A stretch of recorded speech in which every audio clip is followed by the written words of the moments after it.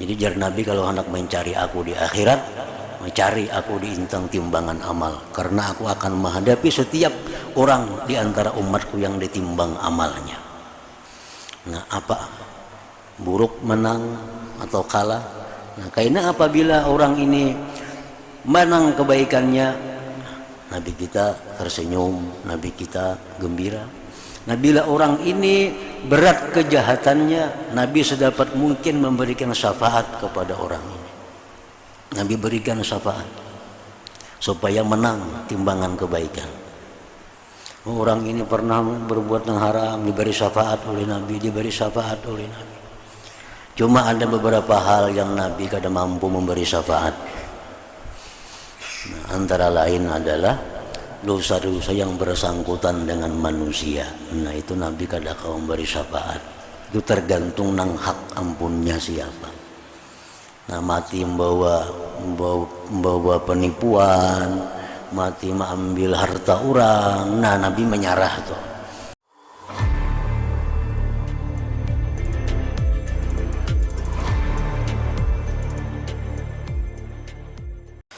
Makna kalam perkataan Imam Al-Ghazali rahimahullah, nafa'ana bi ulumi. Hudzaifah radhiyallahu anhu berkata, tidaklah di waktu pagi dan sore melainkan ada orang yang berseru menyeru. Artinya setiap pagi, setiap sore itu ada malaikat yang berseru.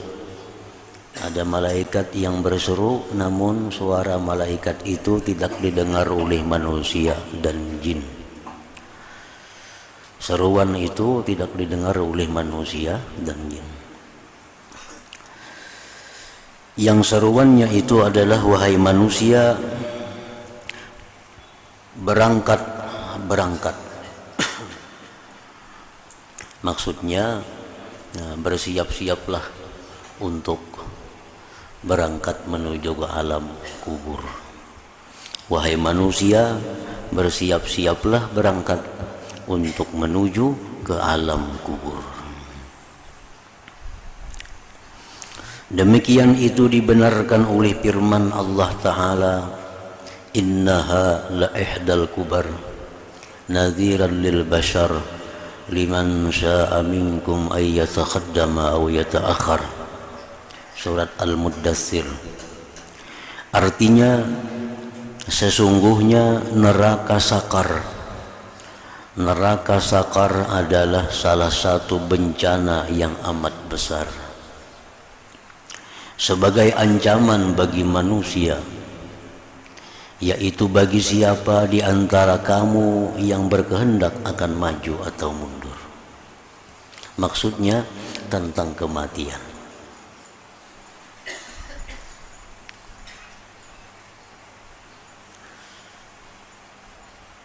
Orang-orang yang tidak mempersiapkan kematian, atau orang-orang yang menganggap kematian itu masih lawas datang kepadanya, maka dia mati tanpa ada persiapan, tanpa membereskan kewajiban-kewajibannya selama hidup di dunia, maka itu ditunggu oleh neraka yang namanya sakar tadi.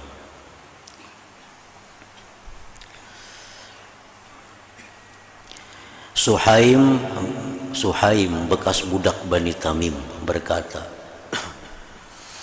saya duduk di samping Amir bin Abdillah dan ia tengah melakukan salat. Lalu ia menyingkat salatnya, mempercepat salatnya. Kemudian ia datang kepadaku lalu berkata, senangkanlah aku dengan hajatmu. Artinya, Ikam, apa hajat datang ke sini? Lah, kasih sampaikan hajat engkau itu apa? Sesungguhnya saya bersegera. Apa hajat engkau? Apa tujuan engkau datang ke sini? Cepat utarakan. Lah, kasih apa garang? Aku hendak lakas. Lalu saya bertanya, ujar Suhaim, apa yang kamu segerakan? Hendak lakas nak mana? Amir bin Abdullah menjawab, malakal maut. Mudah-mudahan Allah merahmatimu wahai Suhaim. Ia berkata, lalu saya terus berdiri daripadanya dan ia berdiri untuk melakukan salat. Daripada kada hendaknya membuang-buang waktu dalam hal yang kurang bermanfaat, daripada khawatirnya mati di dalam keadaan tidak berzikir kepada Allah Subhanahu wa ta'ala. Sampai tamu yang datang disuruhlah kasih napa garang hendak apa, karena melawas bapandir macam-macam berusia mati, nah maka mati dalam keadaan kada berzikir kepada Allah, dan itu satu kerugian bagi mereka itu. Daud At-Tai berjalan, lalu seseorang laki-laki bertanya kepadanya tentang suatu hadis. Wahai Daud, apa maksudnya hadis ini? Maka Daud menjawab, tinggalkan saya. Sesungguhnya saya bersegera kepada keluarnya diriku. Kok kada kau menjawab itu, aku nak lakas. Khawatir kalau datang kematian kepadaku. Nah, jadi ini contoh orang-orang yang umurnya sudah diambang kematian. Mereka kadang menganggaplah kematian itu datangnya sore, datangnya malam, datangnya besok, tapi mereka merasa bahwa kematian itu dalam keadaan apapun bisa datang kepadanya.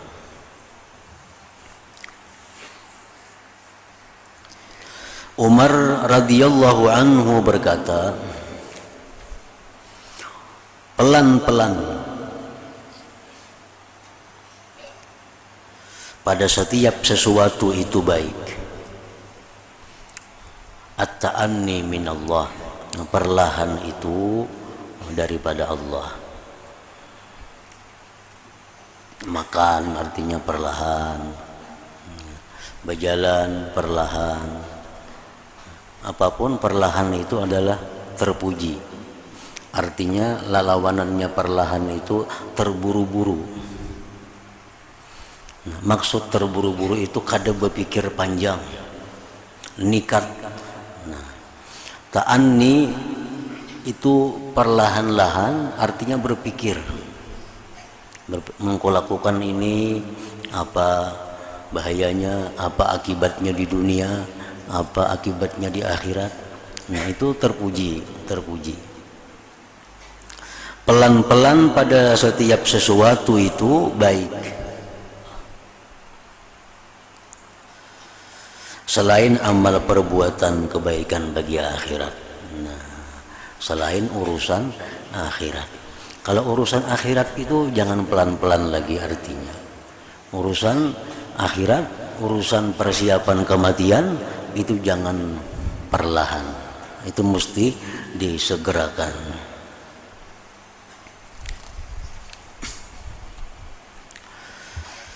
Al-Munzir berkata, saya mendengar Malik bin Dinar berkata kepada dirinya sendiri. Malik bin Dinar berkata kepada dirinya sendiri, celaka kamu wahai diriku. Bersegeralah sebelum urusan datang kepadamu. Urusan itu artinya malaikat maut. Bersegeralah sebelum urusan itu datang kepadamu. Celaka kamu, bersegeralah sebelum urusan datang kepadamu. Sebelum kematian itu datang kepada kamu. Sehingga beliau mengulanginya yang demikian itu sampai 60 kali. Celaka kamu, bersegeralah sebelum datang kematian itu kepada kamu. Kan manusia ada dua, ada orang yang ditunggu malaikat maut, ada orang yang menunggu malaikat maut. Nang nyaman itu nang menunggu malaikat maut. Artinya kita sudah siap. Kita sudah siap, itu nang paling nyaman. Nang sakit itu malaikat maut nang menunggu kita. malaikat maut nang mencari kita. Nah ini sulit. Nah Malik bin Dinar tadi, beliau ingin menjadi orang yang menunggu kedatangan malaikat maut itu.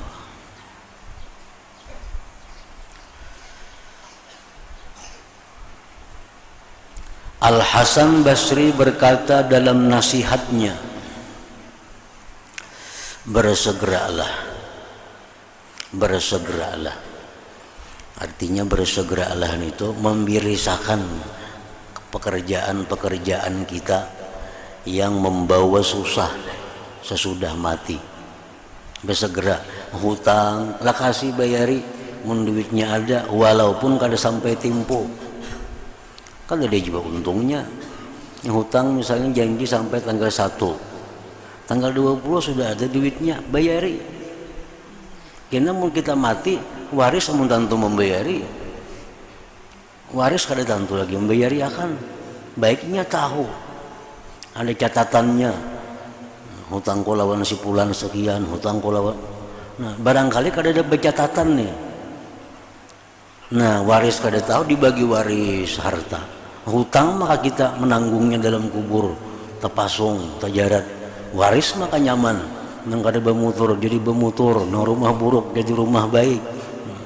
Si waris ininya kada tahu, catatannya kada ada, wasiatnya kada ada. Dikira warisnya kada ada hutang ke sana, kada tahu di sana ada hutang, di sini ada hutang. Nah jadi maksudnya bersegeralah itu, nah artinya membirisakan, jangan sampai ada hutang piutang itu, jangan sampai kita dicabut roh, hutang ada dalam tanggungan kita. Kecuali orang nang bangkrut, orang bangkrut, nah itu lain kisahnya. Orang nang dulunya ada berhutang, kemudian dapat musibah, kada kau lagi bayar hutang, inya berusaha, inya berniat bayar, amun dapat itu kada lain bicaranya. Ini orang nang kau aja bayar hutang, bayari ya hutang itu. Ada dulu merasa pernah membunguli orang, nah selesaikan membunguli orang itu. Ada dahulu pernah mengambil ampun orang, nah itu ganti nang pun orang nang diambil itu. Nah itu maksudnya bersegera. Ada sembahyang qadaan, bayari. Jangan menunggu waris kena bayar baras, amun tantu diterima itu. Ada orang berhutang sembahyang kada perlu mengqada aja berwasiat, bila aku mati kena bayarakan baras sekian ton. Ini berduit orangnya. Ini orang berduit sembahyang berpuluh tahun kada karuan sembahyang. Suruh mangkada, kulir bananya mangkada. Nah, suruh mangkada, kada cukup waktunya mangkada yang berpuluh tahun sembahyang kada jelas. Kalau ini bepasan, kena bila mati ya biarakan waris membaras berapa liter hitungannya, aku tinggal di duit juga sudah warisnya itu. Nah ini itu kada tantu lagi. Nang jelas seorang dulu mangkada, seorang ini kada mangkada. Nah ini maksudnya bersegeralah itu.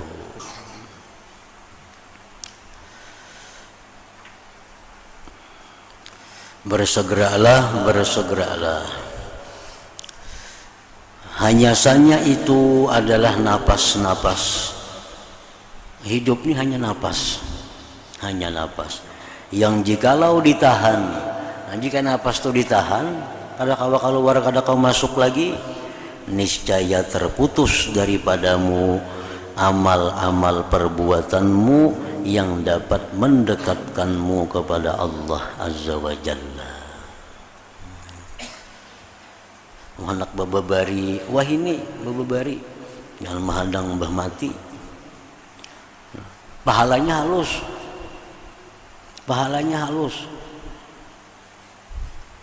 kada muat lamari berisi baju, binian rajin kada muat lamari berisi baju. Sekali ke pengantin ganti baju, ke pengantin nukar baju, kada muat lagi lemari. Kayak najam beriakan dia bila mati. Pahalanya kada bilang halus benar kalau sudah mati itu.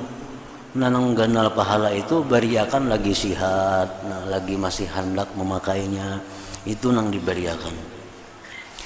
Nah ini nang maksudnya bersedia sebelum mati.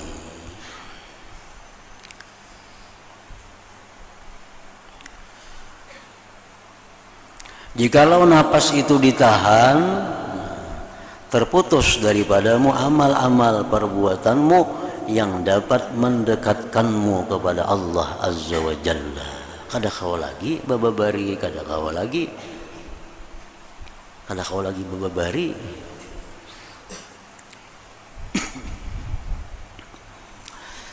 Nah, mudah-mudahan Allah memberi rahmat kepada seseorang yang memandang kepada dirinya dan menangis atas bilangan dosa-dosanya.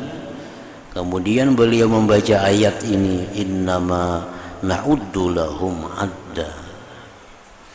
Artinya sesungguhnya kami hanya menghitung untuk mereka dengan perhitungan yang teliti. Maksudnya nafas-nafas itu. Kita sudah ditakdir oleh Allah. Ditakdir oleh Allah bahwa kita akan diberi napas oleh Allah sekian miliar atau triliun kali. Ada hitungannya. Jadi napas ini Allah memberi kita, ada hitungannya, ada takarannya. Kita diberi napas oleh Allah sekian kali banyaknya. Dan Allah itu maha teliti dalam menghitung itu. Kada mau labihan, kada mau kurang daripada napas yang sudah dijatahkan itu. Akhir bilangan adalah keluarnya nafasmu. Akhir bilangan adalah berpisah dengan keluargamu. Akhir bilangan adalah masuknya kamu dalam kubur. Ini sudah habis. Kalau sudah habis napas, nah sudah. Lawan keluarga berpisah, lawan harta berpisah, diatar masuk ke dalam kubur.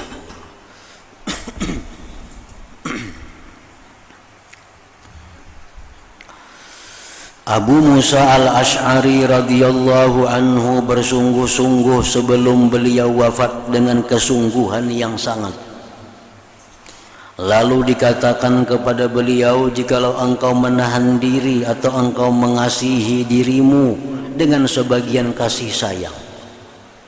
Abu Musa al-Ash'ari salah seorang sahabat Rasulullah sallallahu alaihi wasallam. Beliau di akhir-akhir umur sudah sakit-sakitan, sudah tua, makin berhimat beribadah,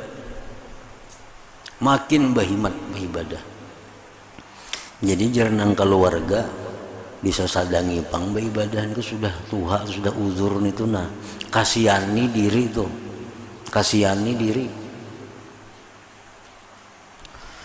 Maka beliau menjawab, sesungguhnya kuda apabila dilepas lalu ia mendekati ujung tempat larinya, mendekati finishnya, niscaya ia mengeluarkan semua yang ada padanya.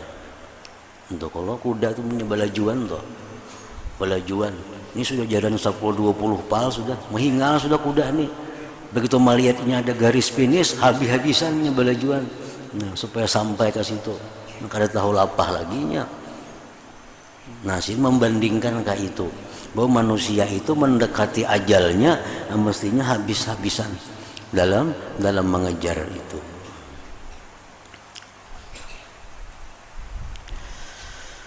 Lalu beliau senantiasa, dan yang tersisa dari ajalku itu kurang dari yang demikian itu. Lalu beliau senantiasa atas demikian sehingga beliau wafat. Abu Musa al-Ash'ari tadi. Dan Abu Musa al-Ash'ari radhiyallahu anhu berkata kepada istri beliau, kuatkanlah pelanamu, kuatkanlah pelana, kuatkanlah pijakan, kedudukan, kuatkan. Maka tidak ada di atas neraka jahanam tempat penyeberangan selain daripada siratal mustaqim itu. Jadi kada ada jalan pintas, kada ada jalan tol, kada ada jalan tambus, kada ada. Sabutingannya jalan menuju surga itu hanya ada satu jalan. Semuaan jalan situ. Kada kau diakalani lagi jalannya. Nah, bila kada kuat pijakannya, kada kuat kedudukannya, dia akan tergelincir di siratal mustaqim itu.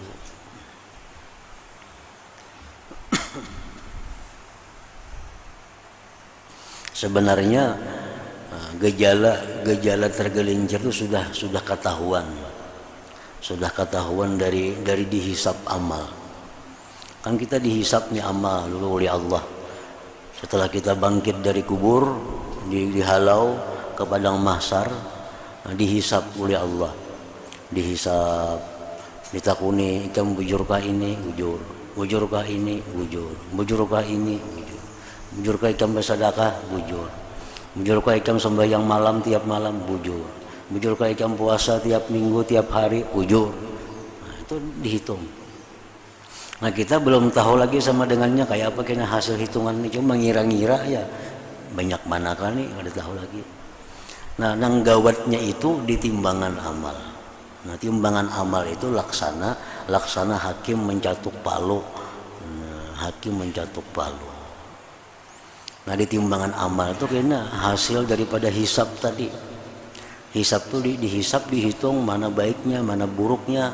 Makanya di timbangan amal itu kelihatannya banyak mana kebaikan kita dengan kejahatan kita. Waktu dihisab tuh kita kada tahu. Karena pahala itu adalah hanya Allah yang tahu. Jam bujurkah sembahyang 2 rakaat sunat subuh? Bujur. Bujurkah engkau berzina pada hari anu? Bujur. Kayak apa dosa zina itu beratnya? Itu belum tahu kita. Kayak apa banyaknya sembahyang 2 rakaat itu pahalanya? Belum tahu. Cuman yang tahu kita hanya garis besarnya. Nah, disitulah kena di mizan itulah, di timbangan amal itulah ketahuan yang sebujurnya berapa nilainya.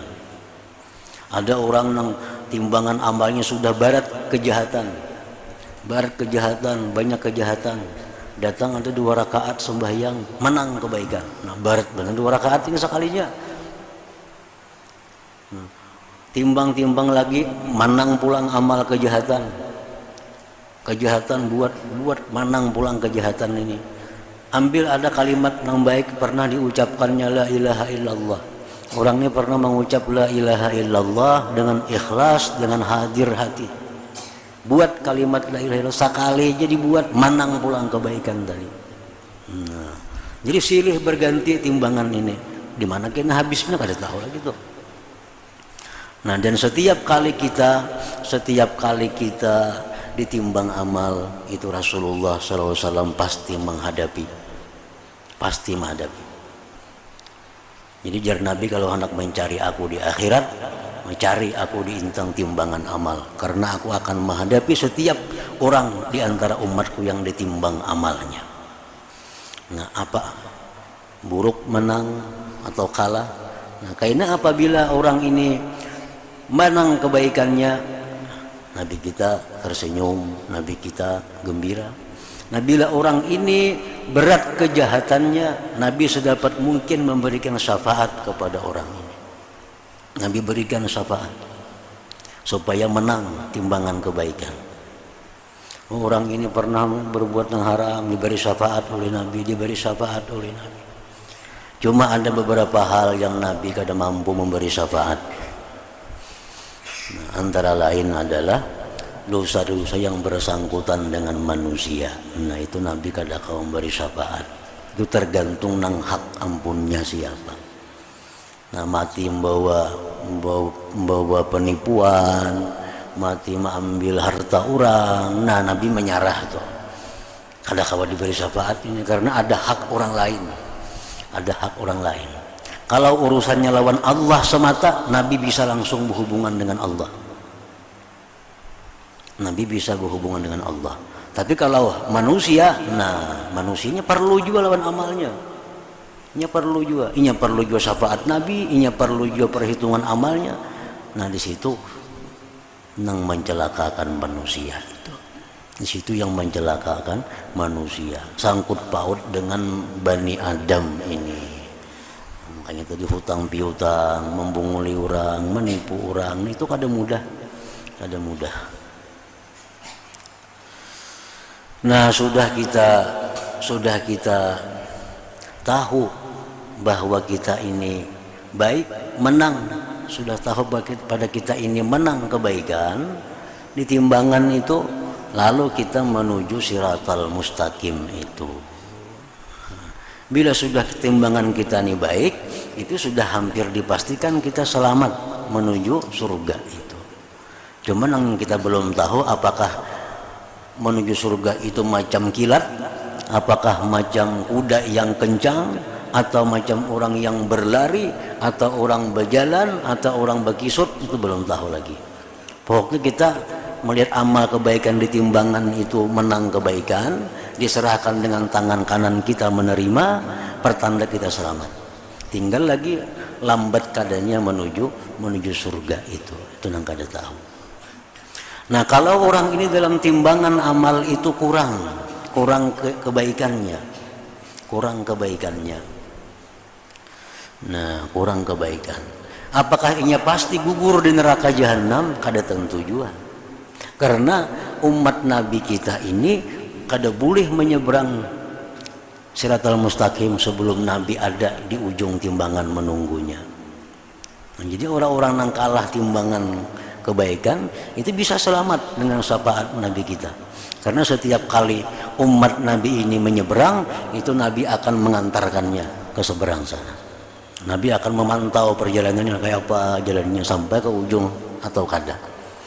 Nah, jadi jar Nabi, kalau mencari aku di akhirat, cari aku di timbangan amal.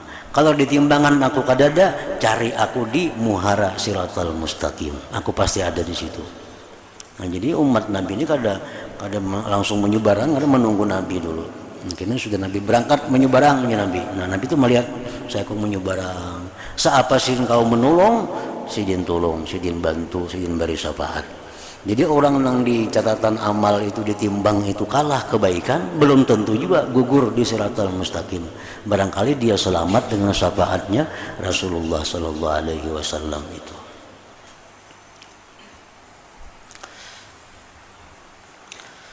Sebagian khalifah berkata di atas mimbarnya berkhutbah, wahai hamba-hamba Allah, bertakwalah kepada Allah semampu kamu, sekuat tenaga kamu. Artinya semampu kamu bukan diartikan sekehendak kamu, kada, sekuat tenaga kamu. Dan jadilah kamu suatu kaum yang diteriakkan mereka lalu mereka bangun. Artinya jadilah kamu suatu kaum yang bila kalian itu dinasihati sadar. Nah, hendaklah kalian jadi suatu kaum yang bila diteriaki bangun. Orang tuh diteriaki bangun artinya guringnya guring biasa aja. Namun orang dikuriaki kada bangun juga guring, ini guring setengah mati ngarannya. Jadi jadilah kaum yang diteriaki itu bangun. Artinya bila dinasihati itu jaga.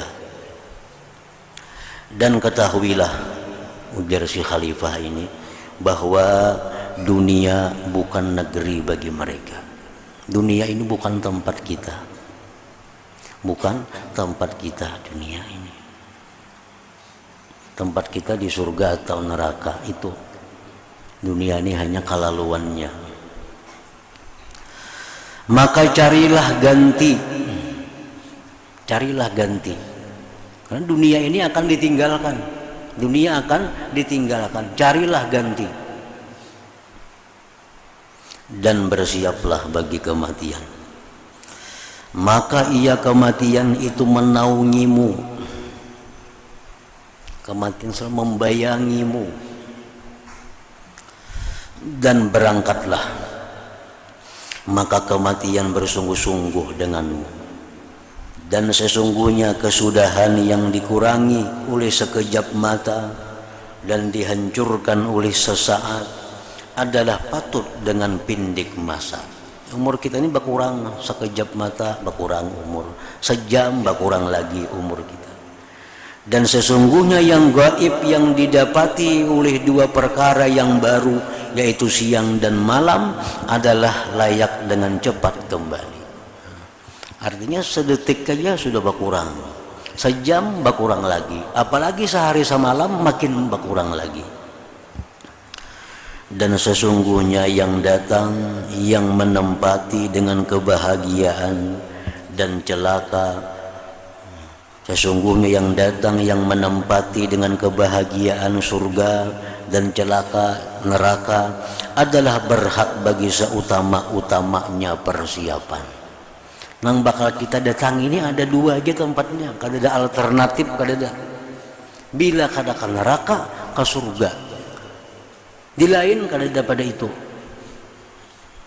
Nah, hal demikian itu sangat berhak untuk diulah persiapan. Sangat perlu untuk diulah, dijadikan persiapan. Maka bertemu tuh di sisi Tuhannya orang yang menasihati dirinya, mendahulukan tubatnya dan mengalahkan nafsu syahwatnya. Sesungguhnya ajalnya itu tersembunyi daripadanya. Ajal tersembunyi, kada tahu apabila kita ini mati itu kada tahu. Tepatnya tuh kada tahu. Jam berapa, di mana itu kada tahu. Angan-angannya itu menipunya. Merasa lagi panjang umur itu tuh menipu itu. Dan syaitan itu diserahi, ditugasi dengannya, mengangan-angankannya dengan tobat agar ia menunda tobat. Cuma syaitan itu tugasnya menghalangi kita, menyuruh kita kain aja bertobat dulu, macam-macam dalil alasannya, dan menghiaskan kepadanya perbuatan maksiat agar ia mengerjakannya. Itu memang gawian syaitan, memang tugasnya syaitan. Sehingga kematian menyerang kepadanya dalam keadaan paling lupa ia dari kematian itu. Dan sesungguhnya tidak ada di antara seseorang dari kamu dan surga atau neraka selain kematian. Jarak pemisah antara surga neraka itu hanya kematian. Kalau ada lagi yang memisah. Bila kita mati, kita bertemu baik lawan surga atau dengan neraka. Tidak ada di antara seseorang dari kamu dan surga atau neraka selain kematian, bahwa bertempat kematian itu padanya. Wahai kesedihan atas orang yang lalai, bahwa umurnya itu menjadi hujah atasnya. Umur itu menjadi hujah. Umur itu akan mencela kita. Umur itu akan menjahatkan kita di akhirat. Dan hari-harinya menjatuhkannya kepada celaka. Mudah-mudahan Allah menjadikan kami dan kalian termasuk golongan orang yang tidak disumbungkan oleh kenikmatan dan tidak ditelidurkan oleh maksiat dari taat kepada Allah. Dan kesedihan tidak bertempat padanya setelah kematian. Kalau sudah mati, kesedihan gak ada gunanya. Sudah mati, kesedihan untuk ada gunanya lagi. Sesungguhnya dia maha mendengar doa, dan sesungguhnya Allah di tangannya kebaikan selama-lamanya, lagi maha berbuat bagi apa yang dikehendakinya. Nah, itu khutbah sebagian khalifah. Sebagian ulama ahli tafsir mengatakan pada firman Allah Ta'ala dalam surat Al-Hadid, fatantum anfusakum, artinya kamu celakakan dirimu sendiri. Kita seorang yang mencelakakan diri kita. Ahli tafsir berkata dengan nafsu syahwat dan kelezatan. Wa tarabbastum, artinya dan kamu menunggu-nunggu. Apa yang ditunggu? Kehancuran kamu. Ahli tafsir berkata dengan tobat. Wartabtum, artinya dan kamu ragu-ragu. Ahli tafsir berkata kamu bimbang. Hatta jaa amrullah, artinya sehingga datang ketetapan Allah, kematian. Ahli tafsir berkata kematian. Wa gharrakum billahil ghurur, artinya dan kamu telah ditipu terhadap Allah oleh yang amat menipu. Ahli tafsir berkata syaitan. Al-Hasanul Basri berkata, bersabarlah kamu dan kukuhkanlah, karena hanya saja itu adalah hari-hari yang sedikit. dan sesungguhnya kamu hanyalah rombongan yang berhenti, yang hampir-hampir seseorang dari kamu dipanggil, lalu ia memenuhi panggilan dan tidak berpaling lagi selama-lamanya. Maka berpindahlah dengan yang baik dari apa yang di hadapanmu. Ibnu Mas'ud radhiyallahu anhu berkata, tidaklah seseorang dari kamu berpagi-pagi, melainkan ia adalah tamu dan hartanya adalah pinjaman, dan tamu itu pergi dan pinjaman itu dikembalikan. Hari ini kita diberi kesempatan mengelola duit, mengelola harta, mengelola rumah, kebun, sebagainya. Esok bisa kada kita lagi mengelola, bisa diserahkan Allah kepada yang lain, kepada ahli waris. Nah, itu.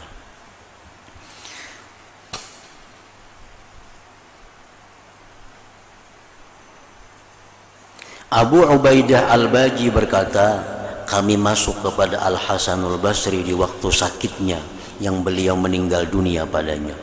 Lalu beliau berkata, selamat datang kepadamu wahai tamu-tamu, mudahan Allah menghidupkanmu dengan selamat dan menempatkan kami dan kamu di negeri tempat tinggal ini, di negeri tempat tinggal ini adalah yang terang-terangan, maksudnya surga yang baik, jikalau kamu sabar, membenarkan dan takwa. Maka janganlah bahagianmu dari kabar ini, mudah-mudahan Allah merahmatimu, bahwa kamu mendengarnya dengan telinga ini dan kamu mengeluarkannya dari telinga ini.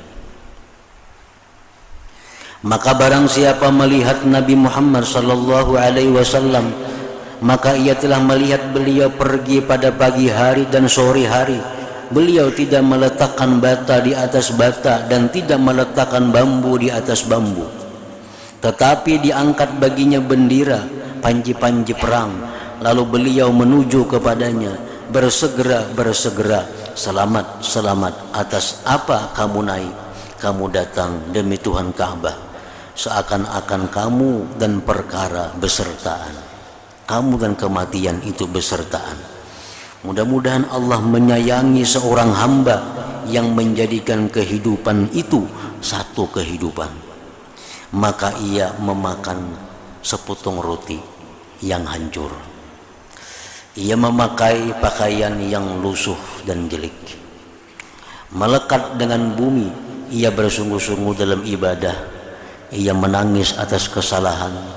Ia lari dari siksaan dan ia mengharapkan rahmat, sehingga ajal datang kepadanya sedang ia dalam keadaan yang demikian. Asim Al-Ahwal berkata, Fudail Ar-Rakkasi berkata kepadaku, sedang saya bertanya kepadanya, wahai orang ini, janganlah kamu disibukkan oleh banyaknya manusia dari dirimu, sesungguhnya urusan itu sampai kepadamu tanpa mereka. Janganlah banyaknya manusia itu melalaikan kamu dari ibadah, melalaikan kamu dari takwa, sebab kematian itu datang tanpa peduli siapa-siapa orang yang ada di sekelilingmu. Dan janganlah kamu berkata, saya pergi ke sini dan ke sini, maka terputuslah siang daripadamu pada tidak ada sesuatu. Kalau kata kebanyakan rencana, kena kasih itu, kena kasih ini, kebanyakan rencana, kada beramal lagi jadinya, karena merasa panjang umur. Sesungguhnya urusan, maksudnya kematian, itu dipelihara atasmu. Dan kamu tidak melihat sesuatu sama sekali yang lebih baik dicari, lebih cepat diperoleh dari kebaikan yang baru bagi dosa yang lama. Yang paling baik kita cari, yang paling baik kita peroleh adalah kebaikan-kebaikan yang baru, menutupi, menghapuskan kejahatan-kejahatan yang dahulu.